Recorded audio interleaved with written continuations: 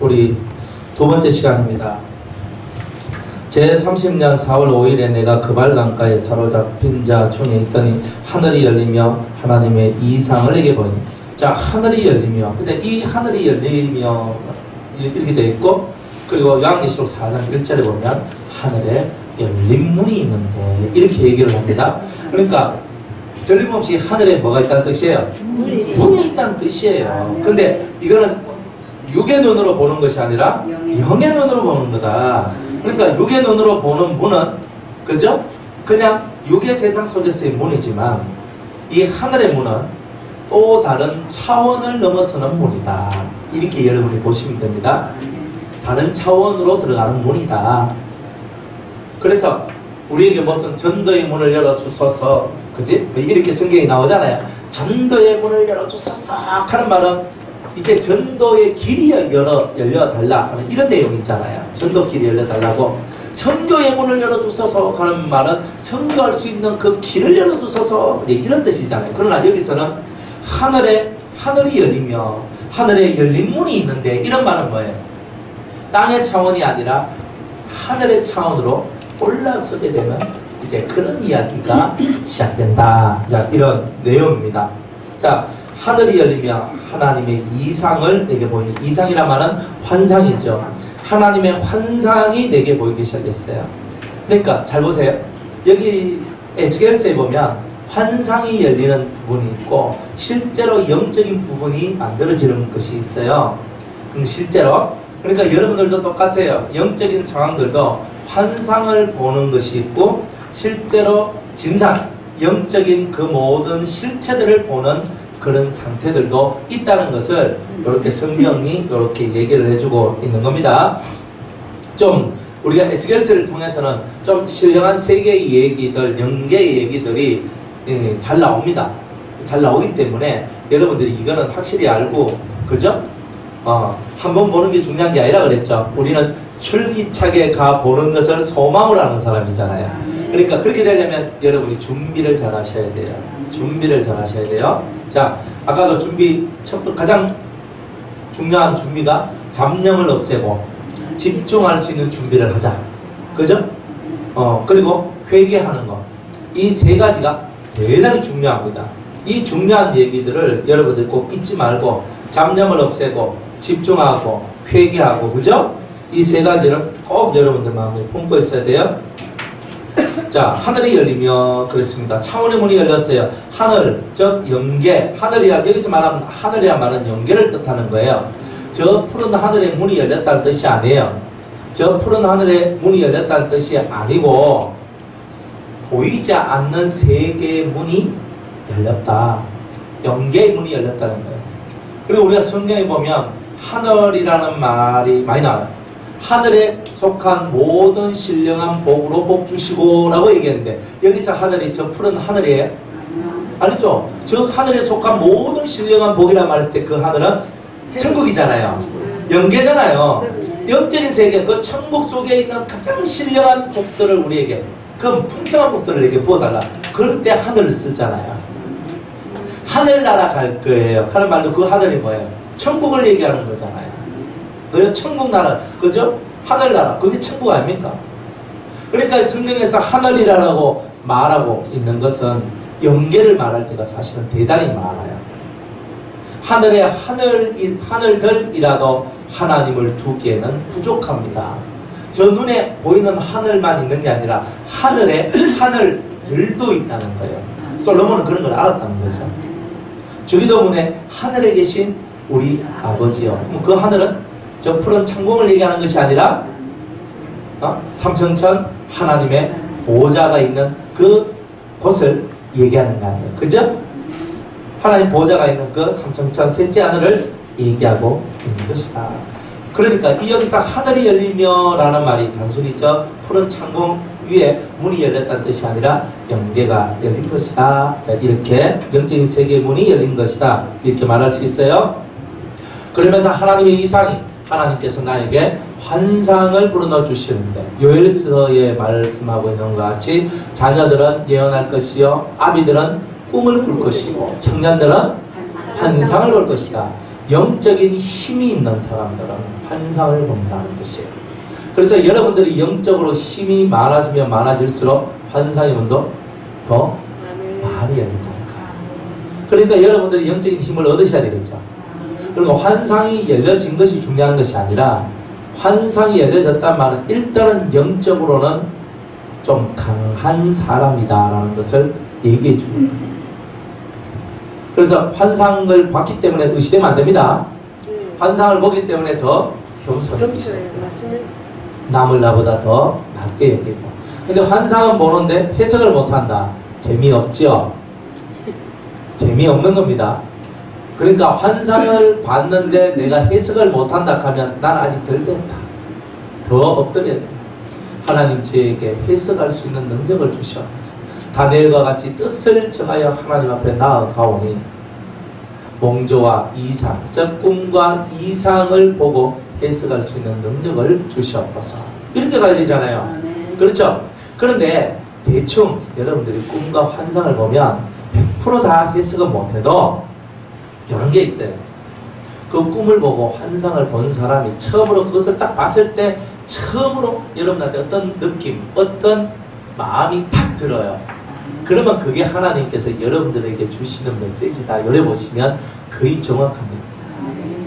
그것까지도 없으면 보긴 보아도 알지 못하고 듣긴 들어도 깨닫지 못한 사람. 그건 가장 슬프죠. 좀 그런 일은 우리가 좀 없었으면 좋겠다는 거죠. 그래서 여러분이 이렇게 말씀을 배우는 이유가 뭐냐면 해석자가 되기 위해서 배우시는 거예요. 해석자.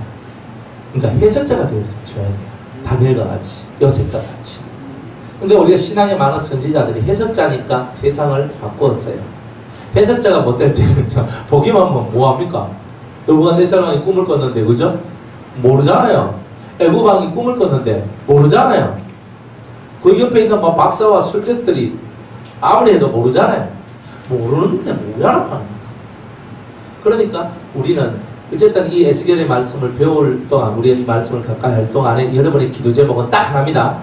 하나, 하나님 해석자가 되게 해주세요. 이걸 두고 기도하세요.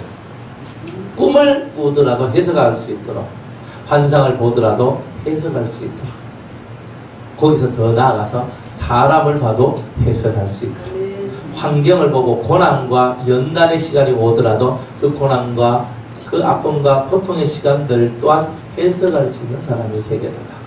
그렇죠? 해석할 수 있는 사람이 되어야지만 사람들을 살릴 수 있는 힘이 생기는 거예요.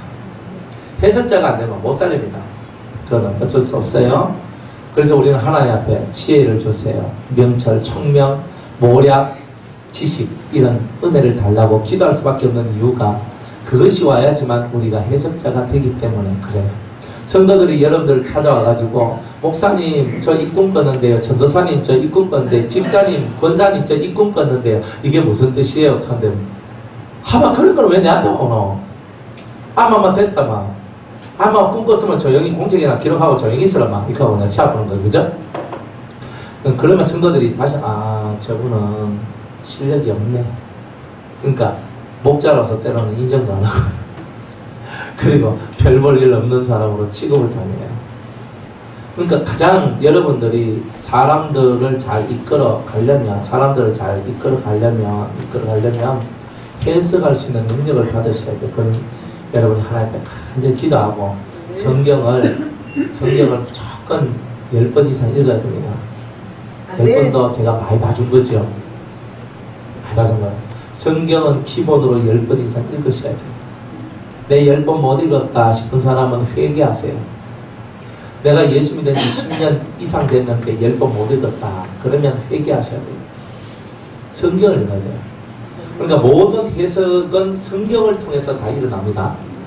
성경을 통해서 다 일어나요. 그래서 성경을 잘 해석할 수 있는 사람은 꿈과 환상 같은 것들도 잘 해석할 수 있다는 겁니다. 아멘? 자, 좀 이런 얘기를 우리가 이 시간에 이제 쭉 했는데, 이제 본격적으로 이제 에스겔의 얘기를 한번 들어가 보겠습니다. 여호야긴 왕의 사자편 지 5년 그달 5일이라 갈대아 땅 그발 강가에서 여호와의 말씀이, 누구의 말씀이요? 여호와의 말씀은 누구예요? 예수 그리스도죠. 항상 예수님은 처음부터 말하여 온 자니라 그랬어요. 너희들한테 내가 말하여 온 자니라 그랬어요. 여호와의 말씀이라고 그랬어요. 그러면 여호와의 말씀이 부시의 아들 제사장 나 에스겔에게 특별히 임하였다. 자, 여호와의 말씀이 그죠? 특별히 임한 자가 에스겔인 거예요. 특별은 영어로 스페셜이잖아요. 아, 이거는 작은 일이 아니라 어떤 큰 일이다라는 것을, 큰 말씀이라는 것을 보여주는 거죠. 일반적으로 다른 성경에 보면 여호와의 말씀이 누구에게 임하셨다라는 말은 있어도 특별히 임했다는 말은 없습니다. 유독히 에스겔서 이 처음에만 특별히 임하였다. 그러면 에스겔이요 특별히 임한 말씀이다. 이런 뜻은 에스겔 자체도 하나님 앞에서는 특별한 사람인 것을 보여주고 있는 거예요. 그러니까 특별한 사람한테는 특별한 말씀이 임하고, 보통 사람, 노멀이야까지 평균적인 사람, 보통 사람한테는 평균적인 말씀과 보통의 말씀이 임한다는 거겠죠. 그러면 우리가 하나님 앞에서 우리의 가치성을 스페셜한 사람으로 올려야 돼요. 그 대표적인 사람이 두 말하면 잔소리예요. 다니엘이잖아요. 그런 특별한 사람이 되기 위하여서 이랬던 건 아니에요. 그러나 그는요 하나님의 말씀을 지키기 위하여 부단히 노력하다 보니까 특별하신 분이 된 거죠. 원리가 그래요. 난 특별한 사람이 될 거야 라고 가는 게 아니고 하나님의 말씀을 지키는 자가 되어야 되겠다 하는 그 마음을 가지고 살아가는 자가 때가 되면 특별한 하나님의 사람이 되더라 이 말이에요. 그러니까 성경의 가르침은 간단해요. 하나님의 말씀을 지키는 자는 특별한 사람이 된다는 거예요.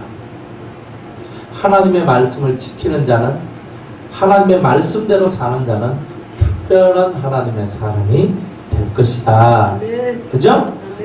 자, 여호와의 말씀, 그리스도의 말씀이죠. 그죠? 그리스도가, 진리가 부시의 아들 제사장 나 에스겔에게 특별히 임하였고 특별한 사랑을 받았고, 여호와의 권능이, 여호와의 권능이란 말은 여호와의 손이 이런 뜻이에요. 주님의 오른손이 권능의 손이잖아요. 그죠? 여기서 여호와의 권능이 임했다 그랬지만 실제적으로는 여호와의 오른손이 에스겔 위에 임했다 이런 뜻입니다. 자, 여호와의 손, 여호와께서 손을 딱 내밀어서 근데 그 손이 그 머리 위에 싹 이렇게 오는 거예요. 이게 꼭 뭐 하는 것 같아? 안수하는 거죠. 그죠? 안수하는 것 같아요. 그러니까 하나님께서 그 속에 있는 크나큰 능력을 지금 누구한테 불어넣어주고 있는 것 같아? 에스겔한테 불어넣어줘요. 에스겔한테 뭘 불어넣어주냐면 말씀을 불어넣어주고 영적인 세계를 이해하고 그 세계를 체험할 수 있는 그 힘을 불어넣어주고 있는 장면입니다. 그러니까 우리가 저는 영계 가보고 싶어요. 저 천국 가고 싶어요. 아무리 해도 못 가는 거예요. 여호와의 권능이, 그죠? 여호와의 오른손이 우리에게 임함으로 전능자의 기운이 우리 속에 쑥 들어옴으로 말미암아 그 전능하신 하나님의 능력이 우리를 영적인 세계로 이끌어 주시고 말씀을 해석할 수 있는 그 세계로 우리를 이끌어 주시는 것. 요 두 개만 이루어지면 여러분은 완전한 거예요. 따라합시다. 말씀을 해석할 수 있는 능력, 영계를 체험할 수 있는 능력. 그러니까 이 두 가지만 만들어지면 여러분들은 최고란 말이에요. 최고. 가짜 매기가 되면 안 되는 거예요. 진짜 매기는요 해석력과 그리고 진짜 봐야 될 것을 봐야 진짜가 돼요.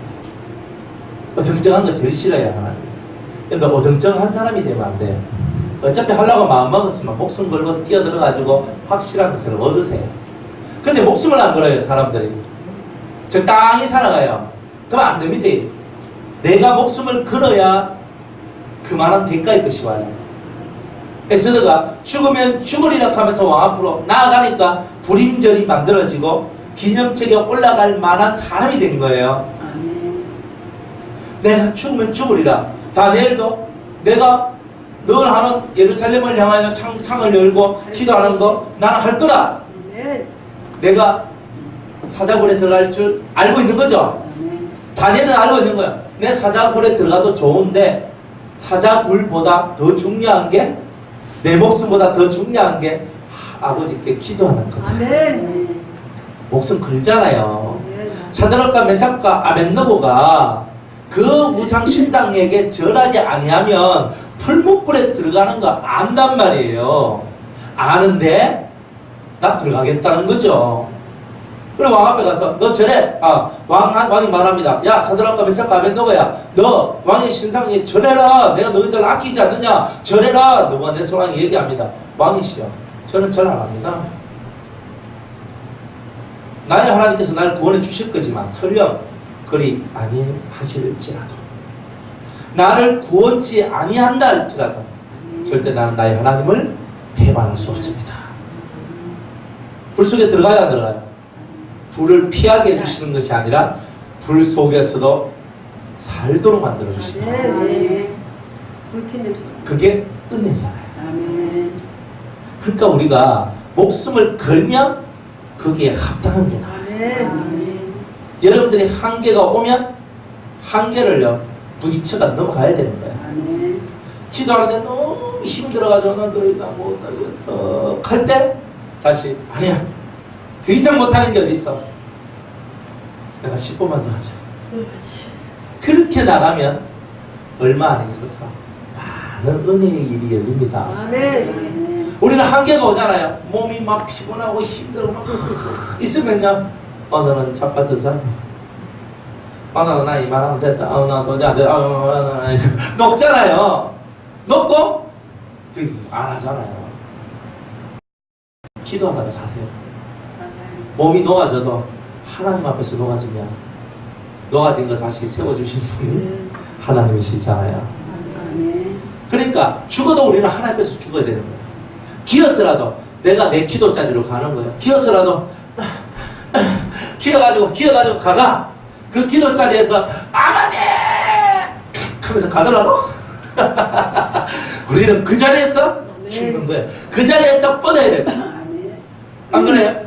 편안하게 뭐 집에서 이불 뭐 깔아가지고 그냥 하면서 자고, 그게 아니고 우리 믿는 자들은 내 기도 자리가 내 죽을 자리인 줄 알고 그 자리에 가서 내가 하나님 하다가 너무 아프고 너무 힘이 든다.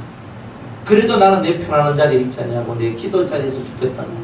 아버지 찾아오는 사람, 이런 사람이 특별한 은혜를 받을 수 있는 거 아니에요?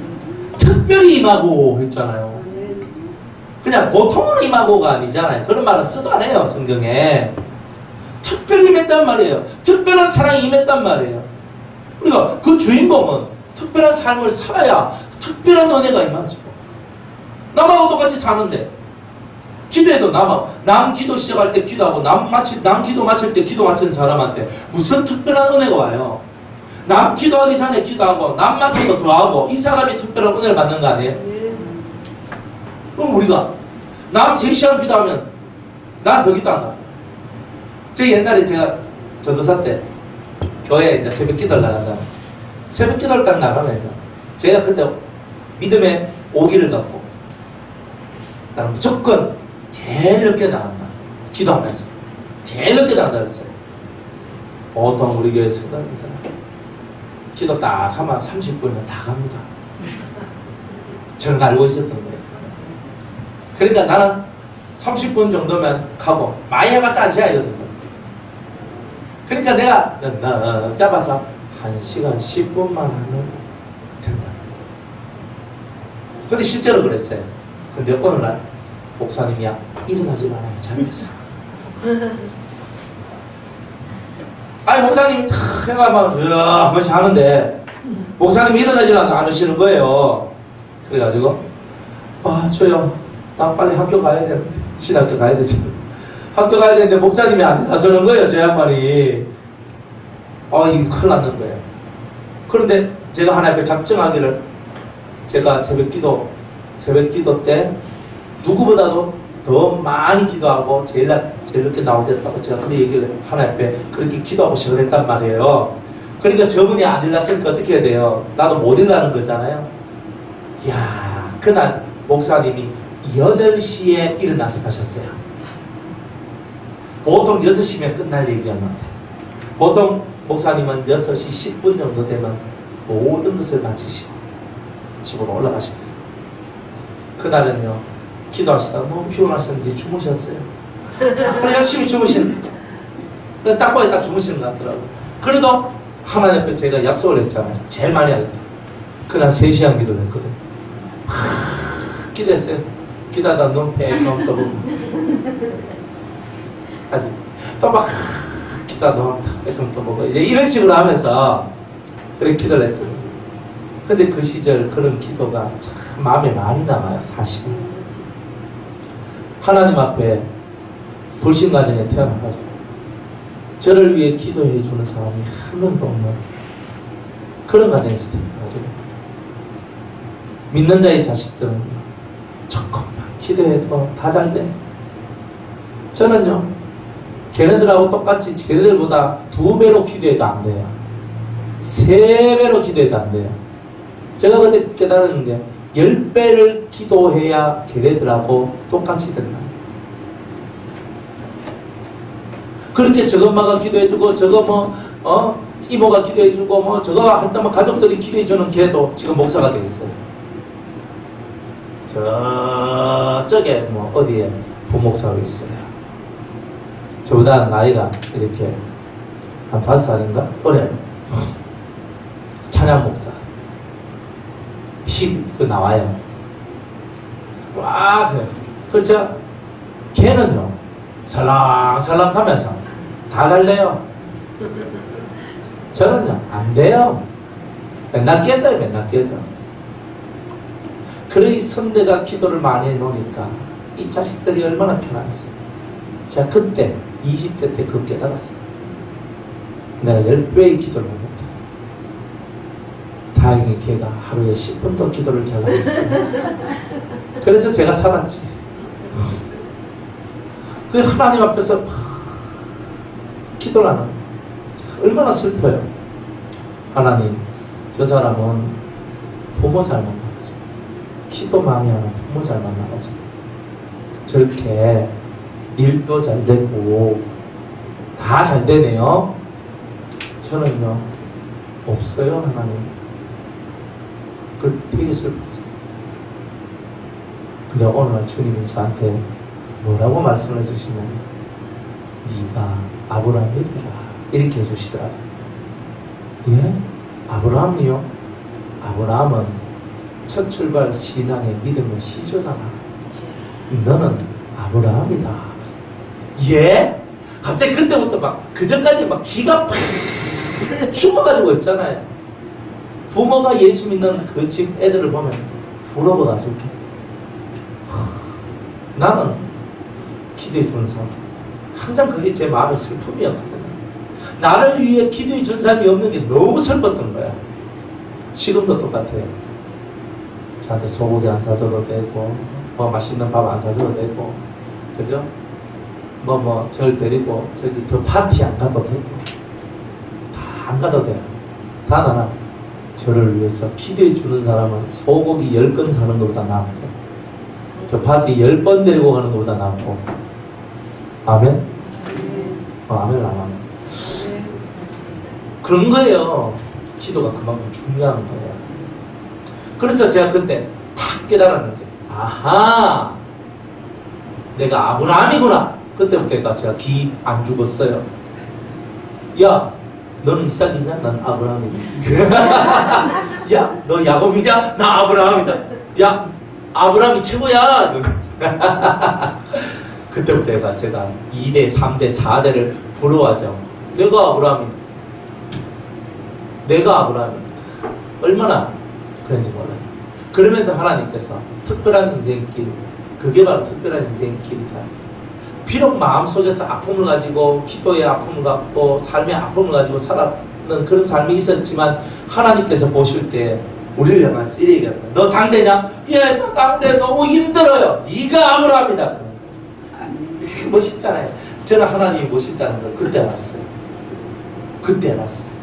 네가 아브라함이다 그러는데 얼마나 멋있어요. 특별함을 만들어주시는 하나님이잖아요. 그전까지 기 빠죽어가지고 맨날 있잖아요. 막 거기 다 슬퍼서. 왜 나는 기도해주는 부모가 없지? 나는 왜 기도해주는 가족이 없지? 왜 내 옆에는 기도해주는 사람이 없지? 항상 그게요. 이 마음에 상처처럼 남아있었거든요. 그런데 오늘날 네가 아브라함이다 하는 그 순간에 상처가 남아있고 다 날라갔습니다. 이야, 특별한 사람이 되는 거예요. 하나님의 은혜가 임하니까 특별한 사람이 됩니다. 은혜를 입었자. 다니엘도 하나님 앞에 은혜를 입었잖아요. 성경에는 은총을 입었다 얘기합니다. 그러니까 얼마나 하나님을 사랑하고 사모했으면 은총이 임했을까.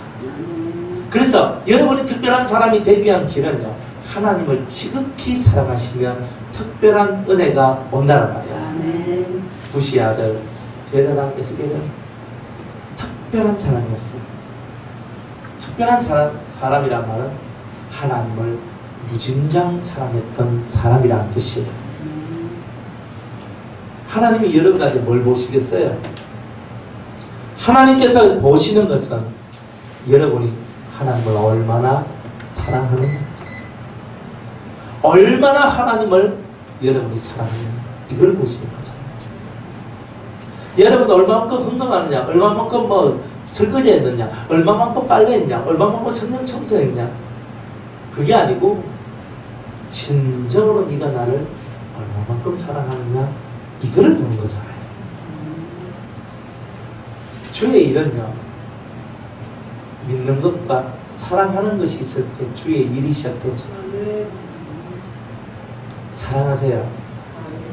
주님을 사랑하면 사람도 사랑하게 돼요. 특별한 사람은요, 특별한 말씀이 있네요. 영을 살리고 혼을 살리고 육을 살릴 수 있는 메시지들이 임하는 거 아니겠어요? 오늘날 아들의 음성을 듣는 자는 살리라 그랬습니다. 아들의 음성이 나오는 사람, 아들의 영이 속에 있어서 아들의 음성이 속에서부터 흘러나오는 그 성도는 살리는 영을 받은 사람이다. 그러니까 이 사람이 가는 곳마다 살아나는 역사가 일어나니 특별한 은혜가 임한 사람이라고 말하지 않게 되잖아요. 에스겔은요, 가는 곳마다 사람 살리는 일을 하잖아요. 에스겔만 그럽니까? 뭇 선지자들이 살리는 일을 하잖아요. 그러니까 하나님의 사람들은 죽이는 일을 하는 것이 아니라 살리는 일을 하는구나. 내가 미워하고 정죄하고 하는 이런 일을 하는 것이 아니라 그 죽어가는 영혼들에게 생명을 안겨다 주는 그 일을 하는 그 사람이 특별한 말씀을 받은 특별한 사람이구나 하는 것을 알게 되는 거죠. 예레미야와 같이 하나님의 말씀을 받았는데 늘 울어요. 예레미야는 왜 웁니까? 왜 울어요? 이스라엘 민족이 하나님의 마음을 전혀 이해하지 못하니까 내 눈이 강에 근원이 되어 이 눈에서 한없는 눈물이 떨어진다라고 그런 그렇게 고백을 하고 있습니다. 특별한 하나님의 말씀이 임한 그런 사람들에게 눈물은 감초와 같이 있는 것이라는 거예요. 우리 속에서 흘러내리는 그 눈물은 영혼의 죽음에 대한 눈물이고 하나님의 마음이 상해진 것에 대한 눈물이고 사람 세상이 하나님과 관계 없어지고 깨어지고 마귀의 것으로 돌변해 나가는 그런 것에 대한 안타까움의 눈물들이 우리 속에서 흘러나온다면 우리는 특별한 사람이 이미 된 거죠. 이미 특별한 말씀이 여러분들에게 왔잖아요. 이 성경의 말씀이 특별한 말씀이잖아요. 이거 읽기만 하면 되는 거잖아요. 특별한 사람이 되려면 특별한 말이 와야 됩니다. 특별한 깨달음이 있어야 되는 거죠. 그 모든 중심에는 성경이 있는 거예요. 3시간 골방에서 성경 읽으세요. 성경을 많이 읽어야 됩니다. 아까 이 10도 얘기했지만 제 속 마음은 30도건 해야 돼요. 영화 보러 보면 2시간 20분, 타이타닉 같은 영화를 보면 3시간. 영화 한 프로 본다 생각하고 성경을 읽으세요. 성경을 읽지 못하는 사람은 성경을 들으세요. 조용히 집중해서. 하나님의 말씀은 살았고 운동력이 있어서 좌우의 날선 어떤 금보다도 더 예리하여 우리의 혼과 영과 및 관절과 골수를 찔러 쪼갠다고 했습니다. 여러분들이 성경을 가까이 하면 여러분의 관절과 골수와 혼과 영이 찔러 쪼개지는 은혜가 오는 거예요. 그 말씀이 날선 금이 되어서 여러분의 영혼, 육을 갈라내는 이 은혜를 체험하지 못하면 특별한 사람이라고 말하기는 어렵죠. 특별히 임했어요. 여호와의 말씀이 특별히 임했어요. 내가 특별한 사람이 되었다는 거죠. 여호와의 권능, 그 오른손이 내 위에 있는 얼마나 큰 권능의 이야기와 특별한 말씀의 얘기가 앞으로 시작될 것입니다. 그래서 남들이 보지 못하는 것을 보았잖아요. 남들이 듣지 못한 말씀들을 들은 사람이 에스겔이 된 거지. 그렇게 되길 바랍니다. 네. 자, 4절에 내가 보니 북방에서부터 폭풍과 큰 구름이 오는데 그 속에서 불이 번쩍번쩍하여 빛이 그 사면에 비치며 그 불 가운데 단새 같은 것이 나타나 보이고 라고 얘기합니다. 북방에서 폭풍과 큰 구름이 오는데, 폭풍은 뭐예요? 폭풍 바람이잖아요. 바람, 큰 바람. 구름은 뭐예요? 비가 내리기 직전이라는 뜻이잖아요. 그러면 이걸 상상하시면 돼요. 새카만 검정색 먹구름이 끼어지는 하늘에 회오리 바람이 휙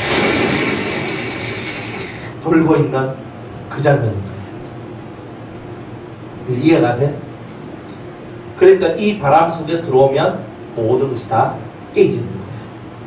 엄청난 위력을 가지고 있는 바람과 큰 구름이 오는 거예요. 근데 그 속에 뭐가 있어요? 회리바람처럼 이렇게 확 폭풍 확 돌고 구름은 확 끼어있는데 그 회리바람 속에서 불이 바짝바짝바짝바짝바짝바짝바짝 거리는 거예요. 여기에 아무나 들어갈 수 있어요? 없어요? 아무나 들어갈 수 없는 곳이라는 것을 보여주잖아요. 그죠? 아무나 들어갈 수 없는. 그래서 번쩍번쩍하여 그 불이 번쩍번쩍하여 빛이 그 사면에 비치며 그 불 가운데 뭐가 보인다? 단새 같은 것이 보이더라. 단새가 뭐예요? 붉게 달아오른 그런 물체가 그게 있더라 말이에요. 그러니까 빨간 행상을 하고 있단 말이에요. 그죠? 빨간 칼이 좀 그렇고 붉은 행상 있잖아요. 그런 것이 있는 거예요. 근데 그게 누구예요? 여호와 하나님이잖아요. 그러니까 여호와 하나님을 멀찍이 뒤에서 이어서 봤는데 저기 회리바람이 막 있는데 그 빛이 막 이렇게 있는데 속에서는 막 그런 것들이 막 빛이 막 나는데 그게 단새같이 붉게 하나가 딱 있더라 이 말이에요. 그 멀리서 이렇게 보니까 그게 뭐지? 이렇게 보고 있는 거다 이 말이에요. 지금 이 사람은요 아무나 볼 수 없는 강한 바람에 의해서 쌓여져 있는 그 폭풍 가운데 쌓여져 있는 하나님의 세계, 즉 인간이 절대로 그 회오리바람, 그 토네이도라고 얘기하잖아요. 토네이도, 그죠? 막 토네이도 불면은 그게 딱 빨려 들어가면 어떻게 돼요? 사람 죽는 거예요. 완전 몸이 다 찢어지는 거예요. 그러니까 일반 육을 가진 사람은 그 하나님이 계신 그곳으로 갈 수 없는 단절이다 하는 것을 보여주는 장면이에요. 이게 아무나 갈 수 있느냐?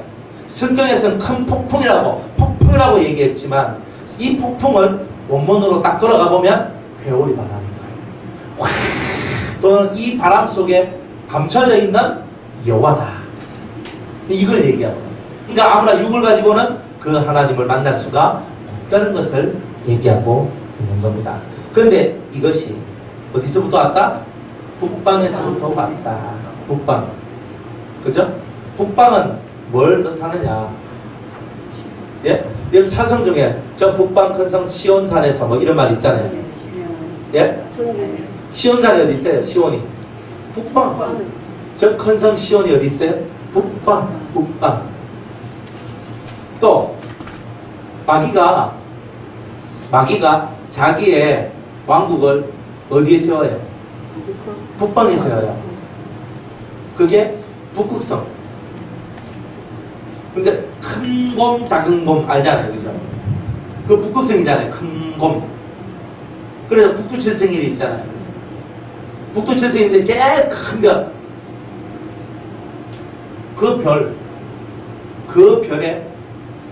그 별에서 그대로 직각으로 한겨울에, 그죠?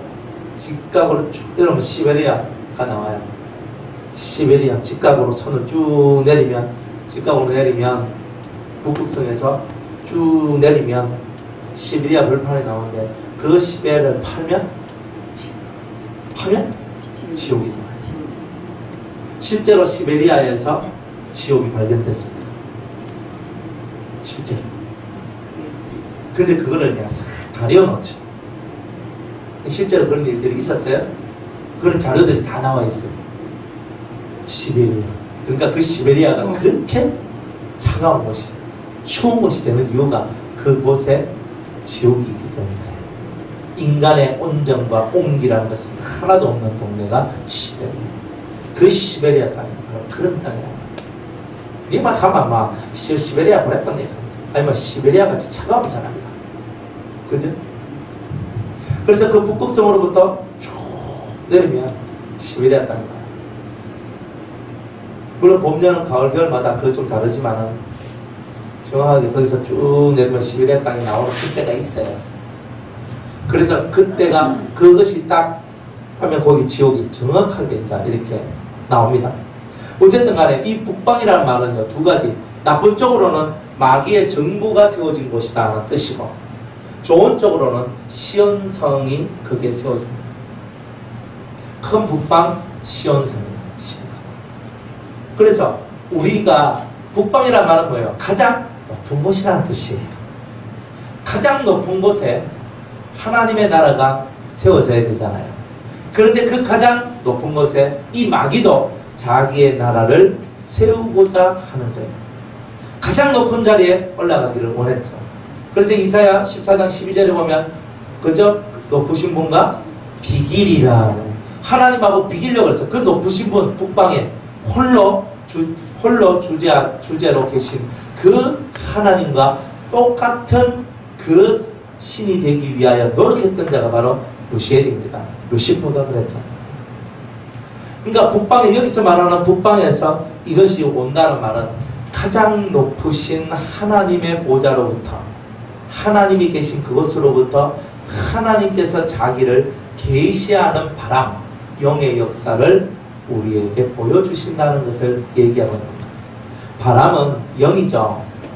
그죠? 주님께서, 하나님께서는 바람을 타고 나르시며 그랬죠? 바람을 타고 나르시며 그랬어요. 그러니까 바람은 영이에요. 성령의 역사. 그래서 성령의 역사를 통해서 그저 하나님이 움직이신다. 또 영이라 그랬으니 영은요 곧 천사들도 영인 거예요. 그래서 하나님께서는 천사나 성령을 통하여 당신의 일을 하신다는 것을 바람이라는 것을 통해서 우리에게 말씀하고 있는 거죠. 자, 이것은 큰 에어리 바람이 있어서 그것을 실제로 우리가 들어가지 못하는 것을 얘기하잖아요. 꼭 뭐와 같으냐면 에덴 동산, 타락한 그 아담과 하와가 에덴 동산에서 쫓겨나고 난 다음에 에덴 동산을 누가 지켜요? 예? 하얀 두물은 예, 천사가 지키죠. 그죠? 하얀 둠이 지키는 게 아니고 그 천사가 뭘 들고 있어요? 네, 케투빔이라는 천사가 화영금을 들고 지키는 거야. 그런데 지킨다는 말이 뭐냐면 인간이 아무리 눈을 부릅뜨고 쳐다봐도 안 보이는 그 세계가 됐다는 뜻이에요. 그러니까 그와 똑같이 천사가 지키면 영이 와서 지키니까 그 세계를 실상은 볼 수가 없단 말이에요. 그런데 에스겔은요, 그렇게 회리바람이 부는 그 가운데서 빛이 나고 번쩍번쩍거리는 빛이 나고 사방에서 빛이 막 몰려오고 속에서도 빛이 막 퍼져나오면서 단새와 같은 여호와 하나님을 그는 만나는 거예요. 원래는 볼 수 없는 거였다는 말이에요. 그러나 그에게 뭐가 임했어요? 특별한 여호와의 말씀이 임했잖아요. 그게 천국 열쇠인 거예요. 하나님의 비밀을 열 수 있는 열쇠가 말씀인 거예요. 그 특별한 말씀이 임하니까 볼 수 없고 체험할 수 없는 그 세계가 열리기 시작했다는 거예요. 그러니까 여러분들은 말씀이 여러분들에게 생명줄이라는 것을 깨달아야 된다는 거예요. 말씀이 생명줄인 거예요. 사람들은요, 이것이 더 좋아, 저것이 더 좋아, 이거 해야 돼, 저거 해야 돼 하지만 제발 좀 부탁인데 절대 그렇지 않아요. 그 어떤 거, 나는 은사가 중요해, 나는 은사를 받아야 돼, 그 은사를 받아서 하나님께 영광을 돌리고 저 많은 봉사를 해야 돼. 제발 좀 그래 안 해도 됩니다. 에스겔과 같이 특별하게 임한 하나님의 말씀을 받으세요. 특별히 임한 특별한 하나님의 말씀을 받을 때에 특별한 하나님께서 감춰놓은 그 세계가 열려지더라고요. 그러니까 아들의 음성을 듣는 자도 살지만 그 아들의 음성이 곧 진리거든요. 진리를 통하여 영계가 열리는 거예요. 가장 안전한 거예요. 진리가 없이 영계가 열리면요, 다른 차원으로 확 빠져나가서 이상한 사람도 될 수 있어요. 근데 진리가 있으면요, 안전하게 천국도 보고 지옥도 보고 하나님 나라의 그 많은 만성들을 볼 수 있는 은혜가 생겨요. 그러니까 진리가 중요합니다. 진리 안에는 지혜가 있고 지식이 있습니다.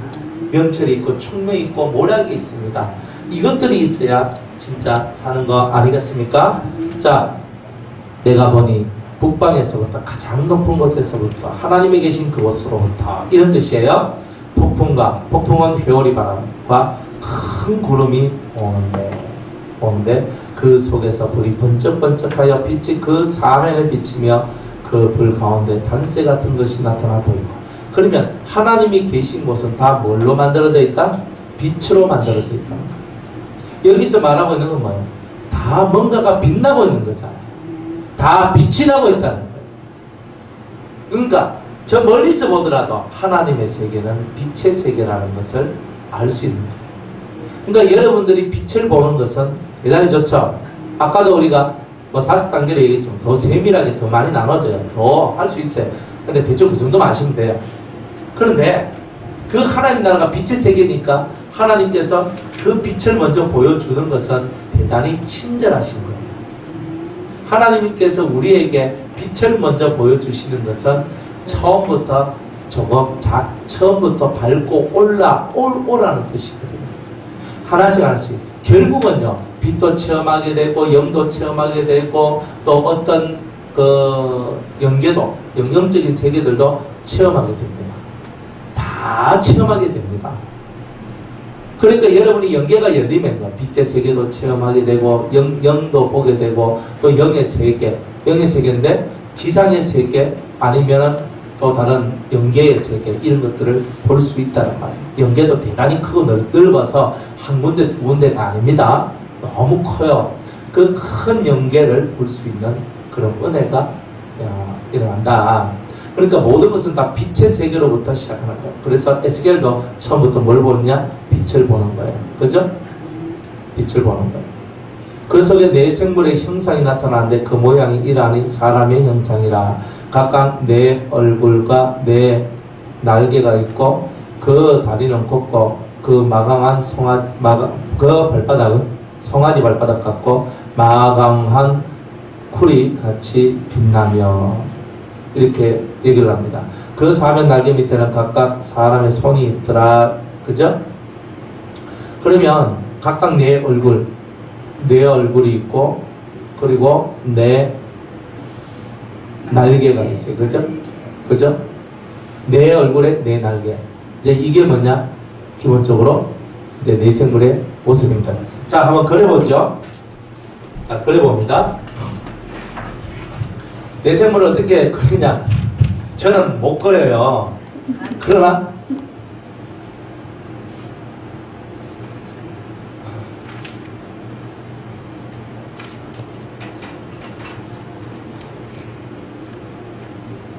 제 소원은 그림이나 글을 한번 잘 써보는 거예요.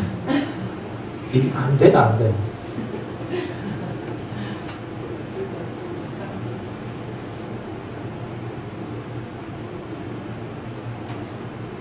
자, 그려놓고 이상하다. 그려놓고 이상하다. 다시 그릴게요. 아, 이게 좀 잘 그려야 되는데, 제가 이게 이 재주가 없어요.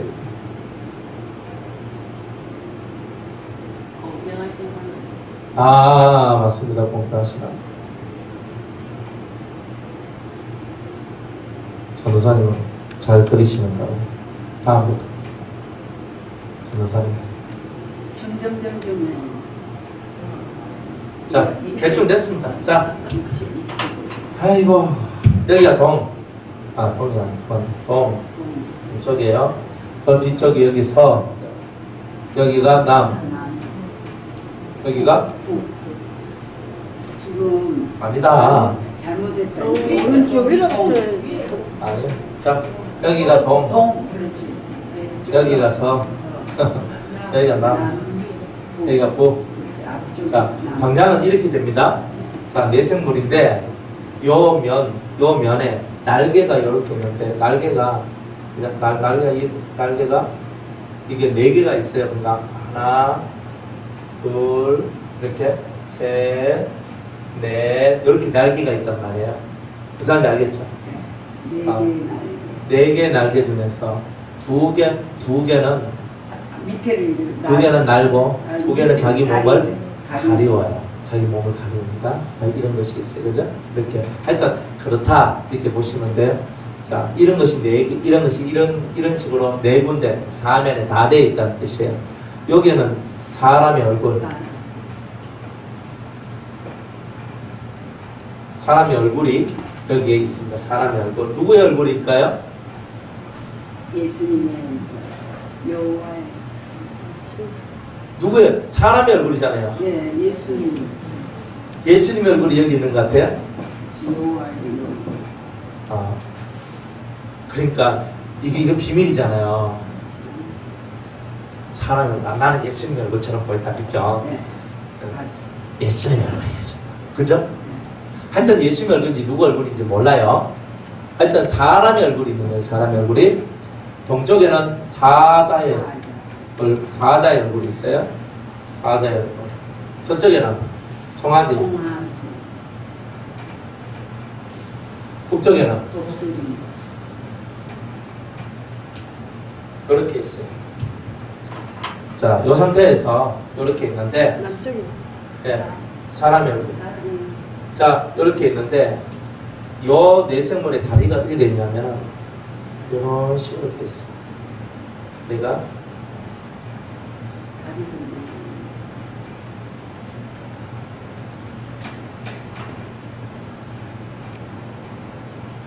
이렇게 되어 있는데, 이런 식으로.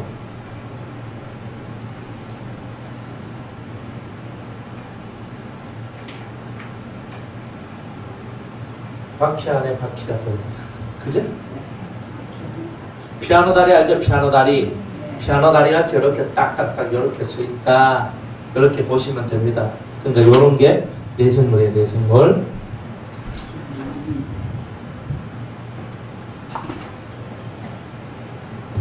자, 내생물입니다. 내 얼굴과 내 날개가 있고 그 다리는 곱고 그랬죠. 아까 저 다리가 곱다 그랬잖아요. 그죠? 그걸 곱게 그렸어요. 곱고 그 발바닥은 송아지 발바닥 같고 마강한 구리같이 빛나며. 그러니까 여기서부터 계속 뭐가 나오는 거예요? 빛이 나오는 거예요. 빛이. 그러니까 빛이 막 녹방선 이게 구리 있죠. 구리를 아주 반들반들하게 그냥 이렇게 하면은 구리가 아무리 구리를 잘 닦아도 그죠? 그냥 구리에 그 동색깔이 있잖아요. 그 황금색 비슷한 그 색깔이 난단 말이에요. 그런데 여기서는 빛이 발산이 된다는 뜻이에요. 빛이 발산이 된다. 그래서 마강한 구리같이, 그러니까 아주 반들반들한 그 구리 다리와 같이 그 다리가 그런 빛을, 황금색 빛, 그죠? 그 빛을, 황금색인가 동색의 그 빛을 확 드러내면서 그렇게 있더라. 이렇게 얘기합니다.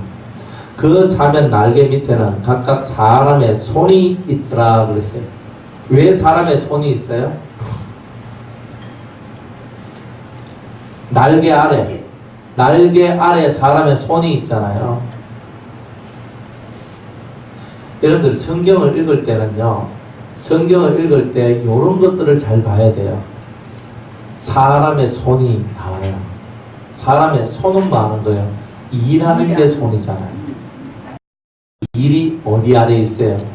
날개 아래. 주의 날개 그늘 아래 우리가 있잖아요. 그죠? 그러니까 사람이 이 세상에서 어떤 일을 하더라도 주의 날개 그늘 아래 있는 거예요.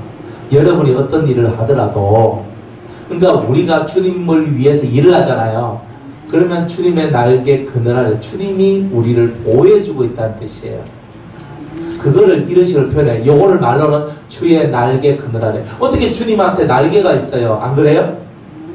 근데 그 주의 날개가 성경에 뭘로 표현돼요? 내 생물의 날개로 표현되고 있는 거예요. 오케이? 그래서 주의 날개 그늘 안에 사람이 있는 거예요. 어떤 우리가 주의 일을 하든지 항상 주님이 우리를 보호해 주신다. 주님을 위해 일하는 그런 거예요. 그럼 내 일을 하면 주님이 날 날개 아래 두는 게 아니죠. 쫓아내버립니다.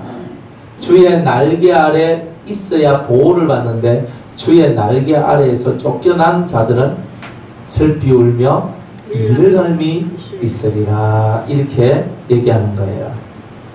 자, 내 생물의 얼굴과 날개가 이러하니, 날개는 다 서로 연하여 연결이 되었죠. 그죠? 서로 이 날개와 저 날개가 다 서로 연결이 되어 있는 거예요. 행할 때는 돌이키지 아니하고 뒤로 돌아서는 법이 없더라 하는 거예요. 하나님의 속성을 가지고 있는 이 내생물은 절대로 뒤로 돌아서는 법이 없어요. 세상 등지고 십자가 보내, 세상 등지고 십자가 지내, 세상 등지고 십자가 지내, 뒤돌아서지 않겠네. 십자가를 지고 가는 사람들은요, 뒤돌아서면 안 된다는 거죠. 또 우리가 믿음의 길을 걸어가는데 왜 뒤돌았습니까? 성경 우리 히브리서에서도 말씀하시기를 뒤로 침륜하여 물러서는 자, 그 수렁에 빠진 자들을 하나님이 기뻐하지 아니하신다 그랬던 거예요. 한번 마음을 먹고 앞으로 나아가기 시작했으면 그 끝을 볼 때까지 쉬지 말고 포기하지 말고 가라는 거예요. 이게 내 생물의 특징이에요. 절대 뒤돌아서지 않는 거예요. 뭐 한다고? 우리는 맨날 뒤돌아서는 거예요. 이래서 삐지고 저래서 삐지고 이래서 안 하고 저렇게 안 하고. 그래야 하나님의 사랑이 임합니까? 뒤돌아서지 말고 한결같이 곧은 마음을 갖고 나아가라. 일제히 앞으로 곱게 행하며. 이 사람들은요 곧은 사람이에요. 곧다란 말을 우리말로 표현하면요 정직한 사람이다, 정의로운 사람이다, 진실한 사람이라는 뜻이에요. 이런 것이 뭐냐, 다 내생물의 속성인 거예요. 그런 속성들을 오늘 우리 성도들이 가지기를 원하고 있는 거죠. 그래서 이거 보여주시는 거예요. 그 얼굴들의 모양은 넷의 앞은 사람의 얼굴이요, 넷의 우편은 사자의 얼굴이요, 넷의 좌편은 소의 얼굴이요, 넷의 뒤는 독수리의 얼굴이니 그 얼굴은 이러하며 그 날개는 더럽혀서 각기 둘씩 서로 연하였고 또 둘은 몸을 가리웠으며 신이 어느 편으로 가려면 생물들이 그대로 가되 절대 하나님을 거스르지 아니하고 하나님이 가시는 곳으로 그대로 함께 가는 그것이 바로 내 생물의 모습입니다. 주님이 말씀하시면 아멘, 주님이 가라 하시면 탁 가고 주님이 이제 됐다 하면 딱 설 수 있는 그런 심령의 상태를 가지고 있는 성도들이 이 내생물과 같은 성도들이다 이 말이에요. 우리는 별로 말을 잘 안 들어요. 아는 게 많아서, 똑똑해서, 할 말이 많아서. 근데 하나님 그걸 별로 안 좋아하는 거예요. 알아도 모르는 척하고 지나갈 수 있는 그런 능력이 필요한 거예요. 신이 어느 편으로 가려면 그 생물들이 그대로 가되 돌이키지 아니하고 일제히 앞으로 곧게 행하며 일제히 앞으로만 가요. 참 멋있죠? 우리는 뻑하면 엎어져 가지고 안 가고 넘어지고 이렇게 사는데 하나님은 그렇게 하지 않더라는 거예요. 한결같이 앞으로 가는 거예요. 신앙생활은요 전진하는 거지 후퇴하는 법이 없어요. 신앙생활의 후퇴는요 없어요. 내가 후퇴되느니 나는 차라리 죽겠다는 게 신앙인들이에요. 우린 뒤로 물러서지 않아요. 침륜하지 않아요. 뒤로 빼지도 않아요. 한결같이 정직과 진실한 마음으로 한결같이 앞으로 나아가는 성도가 바로 저와 여러분 아니겠습니까? 그렇게 되기를 바랍니다. 자, 그런데 여기서 이제 말씀하시기를 내 생물의 얼굴에 대한 내 생물의 얼굴이에요. 자, 내 생물의 얼굴이 있는데 내 생물의 얼굴이 있는데 그러면 내 생물의 사자는 뭘 뜻하냐?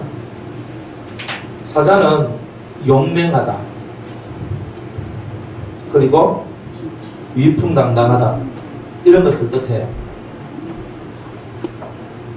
자, 이게 무슨 말이냐면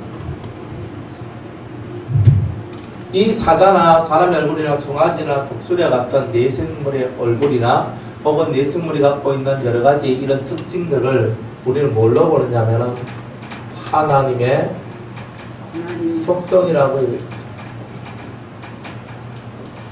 하나님의 속성이라고 말해요. 그러니까 하나님의 속성이 뭐냐? 사자다. 사자. 하나님의 속성이 사자다. 사자와 같은 속성을 하나님은 가지고 있다. 사자. 이 사자는요 용맹하단 말이에요. 위풍당당하다. 한번 물은 것은 절대 놓지 않습니다.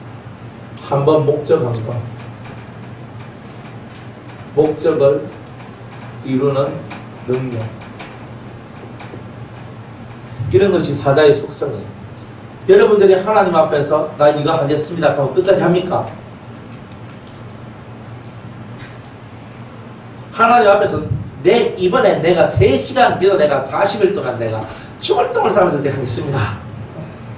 그러면 내가 죽어도 해야 되는 거잖아요. 근데 하다가 좀 몸이 실실 아프면 하나님 오늘은 쉬는 날인 줄 알고 우리가 사실 그렇게 나갈 때 많거든요. 우리가 하나님 앞에 믿음의 작정을 하면 믿음의 작정이 편안하게 처음부터 끝까지 다 잘 되는 게 아니에요. 어떤 청년이 일주일 금식을 해요. 태어나서 처음으로 일주일 금식을 해요. 5일째가 되니까 완전히 늑다운이 되어버렸어요. 그래가지고 저한테 와서 말합니다. 목사님, 물 마시면 안 돼요?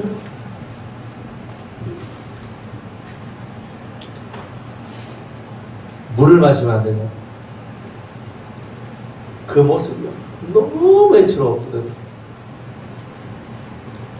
인간적으로는 물을 마셔라 라고 해주고 싶었는데 근데 하나님 앞에서 일주일 금식을 해야 되잖아요.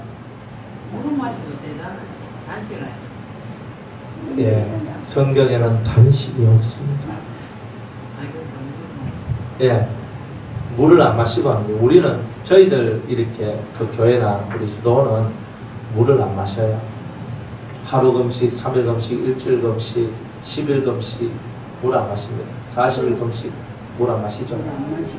목사님 40일 금식 물 안 마시면 예수님도 안 마셨고 모세도 안 마셨고 엘리야도 안 마셨습니다. 40일 금식은요 내 목숨 내놓고 하는 거잖아요. 안 그래요?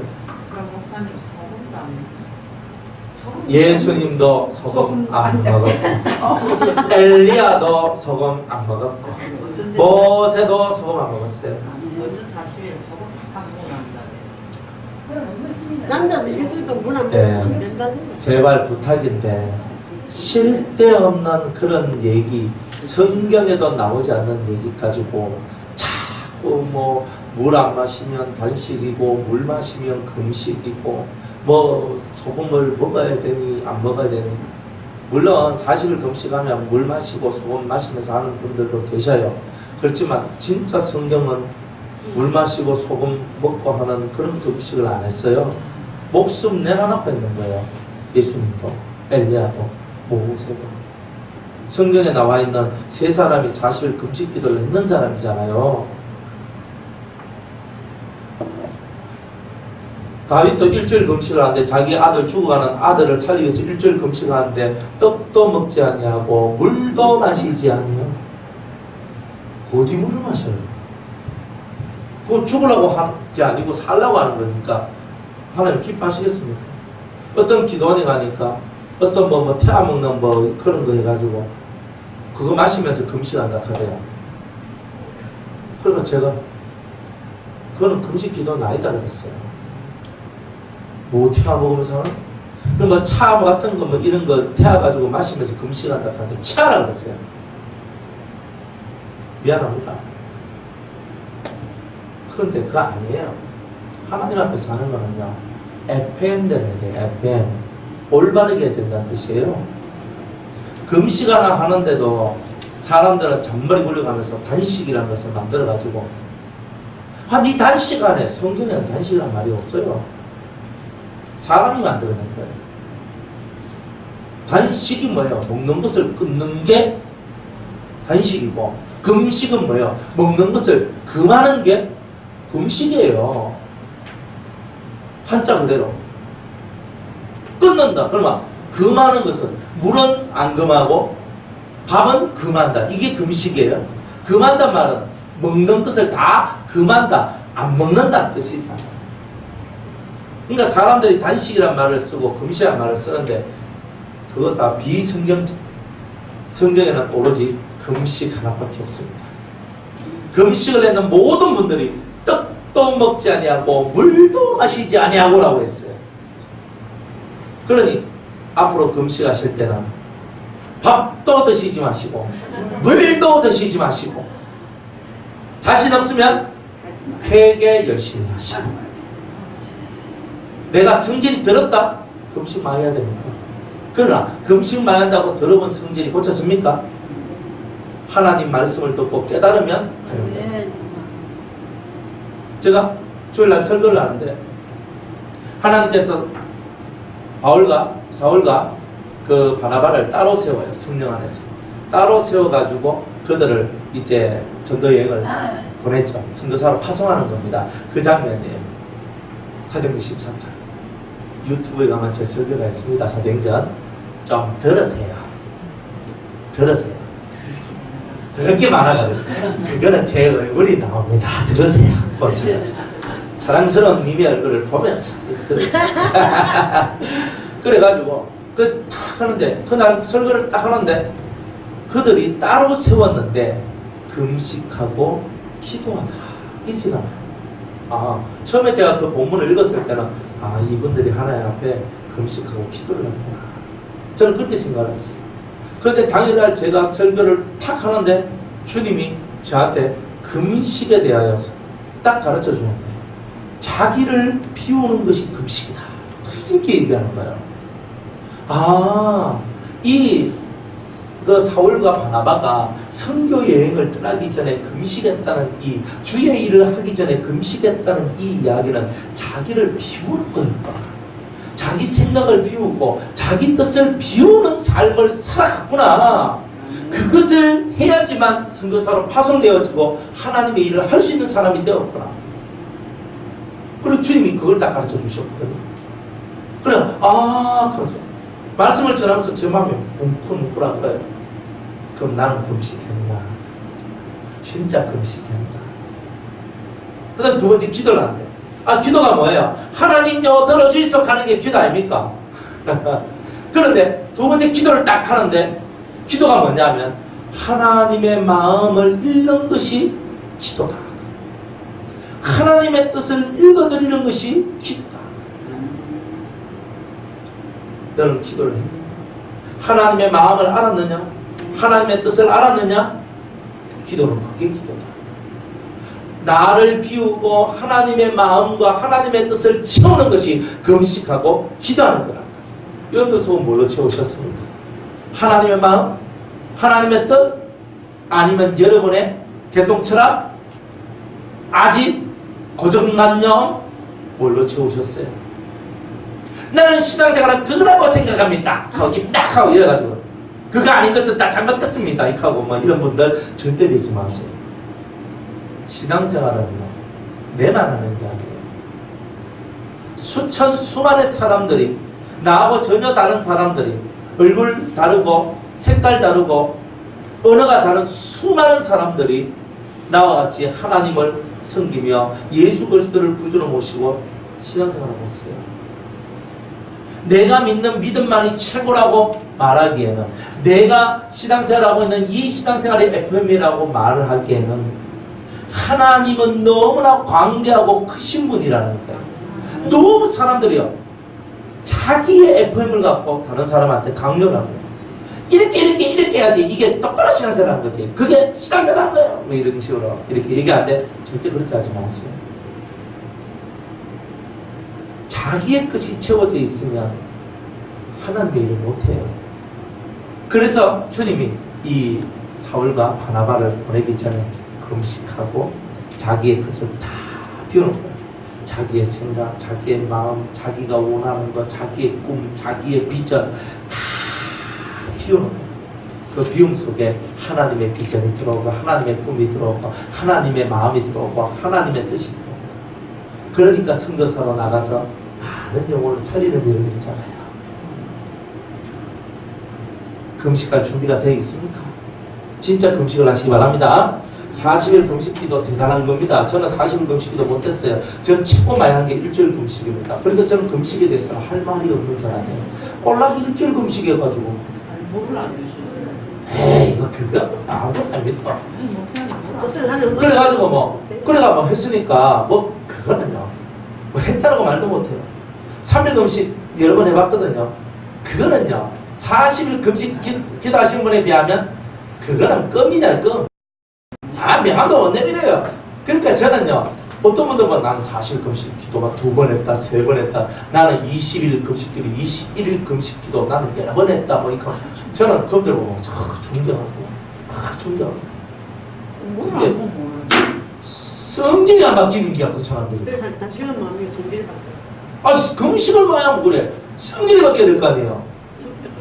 40일 금식 기도 그래 하고 하나님 만나고 뭐 그래 했으면 사람 속이 바뀌어야 될 거 아니에요. 왜 안 바뀝니까? 좀 바뀌어야 돼요. 그래 진짜 금식을 해야 되는데 우리가 가짜 금식을 하고 있는 거예요. 진짜 금식이 뭔지 모르는 거예요. 진짜 금식이. 진짜 금식을 해야 되는데 가짜 금식을 하고 있는 거예요. 밥만 굶는다고 그게 진짜 금식이라고 착각하고 있는 거예요. 밥만 굶는다고? 너 진짜 굶어야 될 것은 따로 있는데 차라리 밥 먹고 진짜 굶어야 될 거 굶으세요. 진짜 하지 말아야 될 거 하지 마세요. 아멘. 그게 맞는 거 아니에요? 그게 진짜 금식 아니에요? 금식만 했다고 뭐 다 좋다? 아니에요. 저는 깨달았어요. 금식을 많이 한 사람은 얼마나 성질이 더러웠어요. 하나님 저렇게 금식을만 시켰을까? 온유한 자가 되세요. 금식 안 합니다. 온유한 자는요 금식해야 될 필요성이 없어요. 단지 그런 사람들이 금식하는 건 하나님 저 영혼을 불쌍히 여겨주세요. 그 영혼들을 위해서 금식하는 거예요. 저 영혼 구원받아야 돼요. 그러면서 자기의 피를 짜라서 드리는 거잖아요. 그게 금식이잖아요. 하루 금식도 하고 이틀 금식도 하고 3일 금식도 하고 일주일 금식도 하고 하나님 저희 영혼 살려주세요 살려주세요 하면서 금식하며 내 심령에 이 기도를 올리는 이런 금식을 하는 이런 온유한 사람들이 되세요. 그게 뭐 내가 뭐 되니 안 되니 하면서 그거 좀 그만하고 적어도 우리가 살아가는 모든 삶의 이치는 내가 잘 되니 못 되니가 중요한 게 아니라는 거예요. 좀 못 되면 어때요? 못 되니까 진리를 만났지. 못 되니까 진리를 만났지. 못 되는 게 내한테 은혜라니까요. 아멘. 그러니까 내가 일이 잘 되게 해주세요 하면 금식하는 게 아니라니까요. 그거는 내 일이 잘 되기 위해서 하나님 역사해 주십시오 이게 아니라는 거예요. 내 남편이 어쩌고저쩌고 금식하고 이거 아니라는 거예요. 진정한 금식은 내 생각과 내 뜻을 다 비우고 내 안에 하나님의 뜻과 하나님의 마음을 품어 드리는 것이 금식이요 우리의 기도다. 아멘. 아멘. 그렇게 되시기 바랍니다. 아멘. 뭐 하다가 여기까지 왔는 거예요? 아, 사자는 알고 있는데 하나님 하나님의 속성 하면서 나왔죠. 어쨌든 간에 금식 얘기 나와서 금식 얘기 시큰했는데 사자는요 용맹이에요. 예수 믿는 사람은요 용맹하고 위풍당당해야 돼요. 여러분들이 예수 믿는 사람들이요 시시한 삶을 살면 안 됩니다. 용맹하다는 말은 뭐예요? 전쟁을 두려워하지 않는다는 뜻이에요. 마귀하고 싸우는 것을 두려워하지 않는 것, 적군과 싸우는 것을 두려워하지 않는 것, 이걸 보고 용맹이라고 얘기하는 거예요. 위풍당당하다는 말은 뭐예요? 당당하다는 말이 뭐예요? 누구 앞에서라도 당차게 살아갈 수 있다. 누구 앞에서라도 올바른 말을 하고 올바른 진리를 전파할 수 있는 힘이 있다는 뜻이잖아요. 여러분 어떤 사람 앞에 가면 주눅이 딱 들어가지고 아무 말도 못하는 그런 경우가 있죠. 입이 딱 다물어져가 내가 이 말 해야 되는데 이 말 해야 되는데 이 말 해야 되는데 가서 말도 못하고 있는 거예요. 그 위풍당당한 게 아니죠. 내가 잘못한 것도 없는데 정당한 말도 한마디도 못하고 살아간다면 나는 위풍당당한 게 아니잖아요. 우리는 정당하게 살아가야 되는데 그 정당하게 살 수 있는 힘을 잃어버렸다. 위풍당당이 아니잖아요. 정말 위풍, 그죠? 이 속에서 위험을 풍겨 나가는 게 아주 왕적인 힘들이 발산되면서 당당하게 살아가는 거예요. 왕들이 당당하게 살아가지요. 그와 같이 우리는 당당한 삶을 살아가야 되는데 근데 우리가 당당한 삶을 살지 못한다면 그것 또한 옳지 못한다.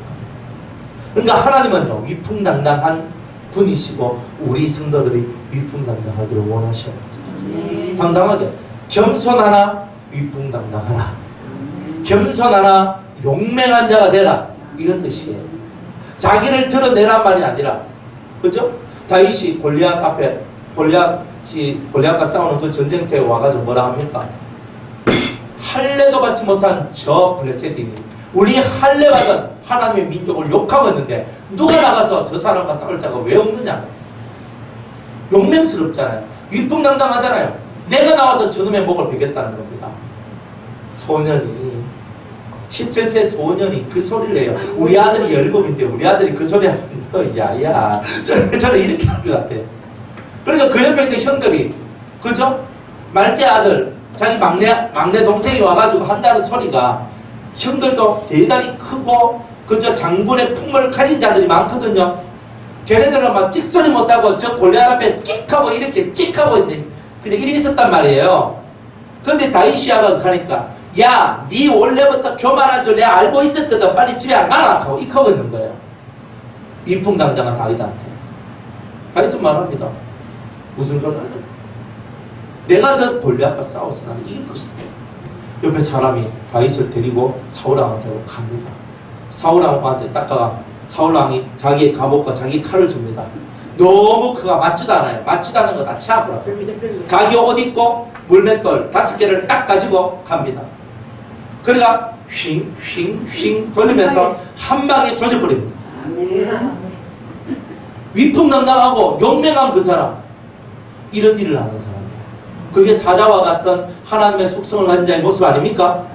이런 모습을 가지고 살아야지. 맨날 뒷공문이 딱 타조와 같이 위험하면 타조는 어떻게 해요? 굴 속에 지머리만 쳐놓고 엉덩이는 딱 보이고 이렇게 있는데 안탑니까? 그게 타조 맞죠? 저도 가끔 헷갈리는데 타조 맞을 거예요. 어떤 새가 그렇대요. 치면조. 모르겠어요. 하여튼 간에 타조가 맞지 싶은데 그 타조는 어떤 위기가 오면 자기 머리만 어떤 굴에다가 탁 쳐박아 넣으면 그 위기가 넘어간다고 생각하는 거예요. 그게 타조머리죠. 타조머리. 그게 새머리라고 그러잖아요. 우리가 그렇게 사는 거예요. 누구나 다 보면 이 타조 여기 있네, 이 사람 여기 있네, 머리 다 아는데 머리만 쳐박고 있는 거예요. 그 용맹한 겁니까? 그 율풍당당한 겁니까? 예수 믿는 사람은 다르게 살아야죠. 확고하게 살아야죠.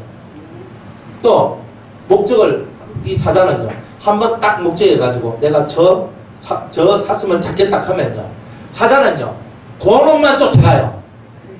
그러면 막 쫓아가요. 다른 사슴들이 옆에 알짝알짝거리도 안 봐요. 내가 원래 처음 찍었던 그 놈만 쫓아가서 결국 그 놈의 목을 확 잡아가지고 죽여버리고 자기 먹잇감으로 만들어버리는 게 사자예요. 한번 목적한 것은 절대로 놓치지 않고 잃어버리지 않는 게 하나님의 속성입니다. 할렐루야.